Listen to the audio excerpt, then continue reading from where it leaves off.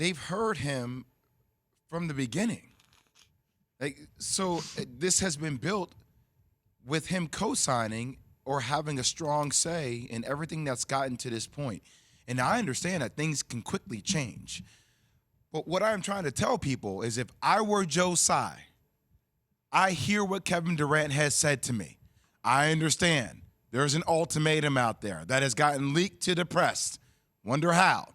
About it's either me or Steve Nash and Sean Marks. And what I'm saying to Kevin Durant, if I were Joe Tsai, is it's the Brooklyn Nets franchise. That's who I'm choosing. And I think that's what Joe Tsai's tweet was about. And what's ever in the best interest of the Brooklyn Nets franchise, I'm going to do that. And in my opinion, that's to keep Kevin Durant. And if Kevin Durant, if you don't want to play, if you want to go through training camp and not play, then we're going to have to deal with that with Adam Silver. But the only way I'm going to move Kevin Durant is if I get equivalent assets in return or more for KD. I'm not taking less than what the best player in basketball is worth now in the game. Like, he's the best player in basketball. I'm not taking less for KD. I can't do it. It's not a good business decision, Key.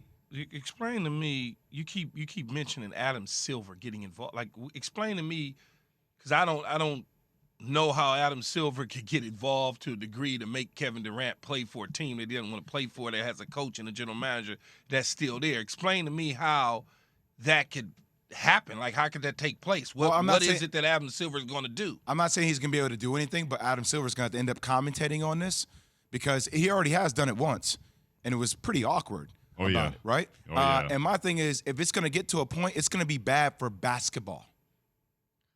It's going to be bad for basketball. You can best believe Adam Silver is going to be asked about it nonstop. Yeah, and if anything, Key, I think what this does, if it prolongs, it creates more issues for players in the league. We've already talked about the NBA looking at the new CBA coming up and saying, hey, all this stuff about players just forcing their way out of situations and, with no consequences and signing long-term deals and then forcing their way out. The league has already been, putting people on blast, but we're going to talk about changes. This just escalates that even more. No, I understand. I understand that they will look at some of the bylaws and the collective bargaining agreement moving forward based on protecting themselves as a franchise. I just don't see how, if you are the Brooklyn Nets and you are Joe Tsai or let's just say the Brooklyn Nets, how do you not move on from Kevin Durant, especially given the fact that you're not willing to fire both individuals that he allegedly has asked for you to fire? I don't know how you don't move on from him, because if you're saying to me that I'm not going to fire those two individuals, but you still got to play for those two individuals and be a part of this team, I don't understand how you're going to be best served given the fact that you got a player who doesn't want to be there, who doesn't want to be with the two individuals that you still have on staff. Like, how is that going to transpire to anything good whatsoever? But that's why, Key, I said this is a negotiation. So I will come to the table and say, hey, look, Steve Nash, I think he's the answer. Tell me who else is a better answer for you. And then have you give me his court?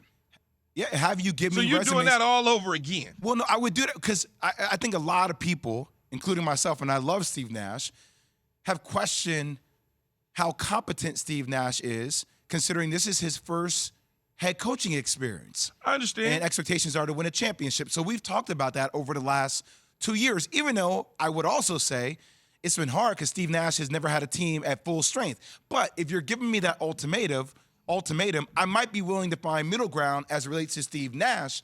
I'm not giving you any middle ground with Sean Marks. Sean Marks is off the table for me. So I might be willing to compromise there with Steve. But he asked you for both. But that's what I'm saying. You can't. You can ask for anything a negotiation you want, key is when we walk away and everybody's somewhat unsatisfied. Like, you're not going to just win a complete negotiation. We have to meet in the middle here. But part of the problem, though, is the fact that Kevin Durant asked for both. Okay, let's assume that they say, you know what, Steve Nash. Let's just assume Steve said, you know what, man, I don't need to be a part of this. I'm getting ready to step down. I don't have time for this. I'm a professional. I've won a championship, gold medal. I'm out of here. My career is more important. I'm gone. You now asking Kevin Durant to still be in the same building with a guy that he asked to be fired. You don't have to see Sean Marks. You don't have to interact with Sean Marks. It doesn't matter whether you got to interact with him or not. They still in the same building. So what does that have to do with it? What is Sean Marks gonna do? Not come around? Sean Marks has now got to make some. Sean Marks has now got to make some personnel decisions. And if Kevin Durant is in on all of that, he's got to communicate with him, Jay. If you're giving Kevin Durant autonomy basically to run, I'm not. But you are. I'm not. By firing Steve Nash, No, I'm not. By coming to Kevin, I'm not. I'm making How not? Hey, by the way, Key, just because I come to you and I talk to you doesn't mean I have to do what you advise. I'm receiving your feedback. No, right? but wait, hold on though, Jay. So if Kevin Durant is telling you to fire somebody, and you ultimately fire that individual, and then you ask Kevin Durant, who do you want? And Kevin Durant says, I want Jay Will to coach the team. And you hire Jay Will, is that not giving him any control? No, Key, I don't know why you're looking at it so obsolete in that way, like absolute. Like I can go to KD and be like, hey, look, me firing Sean Marks is not going to happen. It's not going to happen. It's non-negotiable.